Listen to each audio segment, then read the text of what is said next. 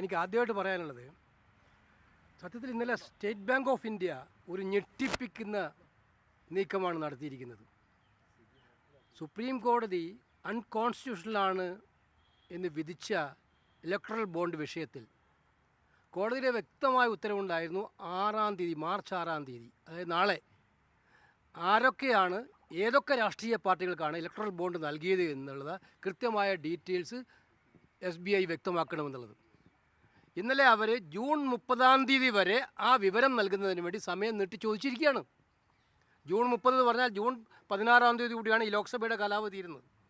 അപ്പോൾ ജൂൺ 30 എന്ന് വെച്ചാൽ കൃത്യമായിട്ടറിയാം, ലോക്സഭാ ഇലക്ഷൻ കഴിഞ്ഞിട്ട് മാത്രമേ വിവരം തരാൻ പറ്റൂ എന്നാണ് SBI അറിയിച്ചിരിക്കുന്നത്. ഇത് ഞാൻ മനസ്സിലാക്കിയെടുത്തോളം 44,000 ചില്ലാൻ ഡാറ്റകളാണ്, ഈ ഡോണേഴ്സിൻ്റെ ഡാറ്റകളാണ് നമ്മൾ എടുക്കേണ്ടത്. 24 മണിക്കൂർ കൊണ്ട് നൽകാവുന്നൊരു ഡാറ്റയാണ് 4 മാസം SBI നീട്ടിച്ചോദിച്ചിരിക്കുന്നത്.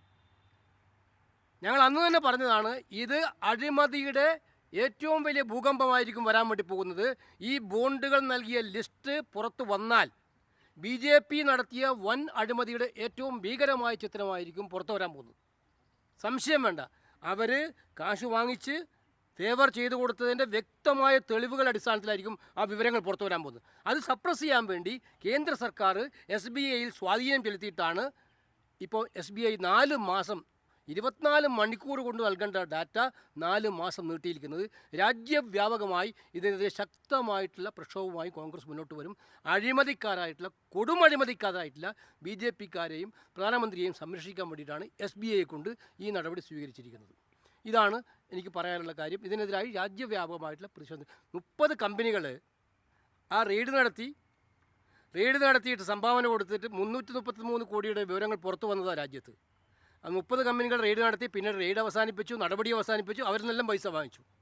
അതുപോലെ അതിനേക്കാൾ ഭീകരമാണിത്. ഈ ഇലക്ട്രൽ ബോണ്ടുകൾ ഏറ്റവും കൂടുതൽ ബെനിഫിറ്റ് കിട്ടിയിരിക്കുന്നത് BJPക്ക് മാത്രമാണ്. ആ കിട്ടിയതെല്ലാം അഴിമതിക്കാരിൽ നിന്നാണ് എന്ന് വ്യക്തമാക്കുന്നതാണ്, അവർക്ക് വേണ്ടി ഫേവർ ചെയ്തെന്ന് വ്യക്തമാക്കുന്നതാണ് ഈ വിവരങ്ങൾ. ഇത് സപ്രസ് ചെയ്യാന്ന് പറഞ്ഞാൽ സുപ്രീം കോടതിയുടെ ഇൻറ്റൻഷനെതിരായിട്ടുള്ള ക്ലിയറായിട്ടുള്ള നീക്കമാണ് SBI നടത്തിയിരിക്കുന്നത്. നീതിപീഠം ഇതിനകത്ത് ഇടപെടുമെന്ന് ഞങ്ങൾ പ്രതീക്ഷിക്കുകയാണ്.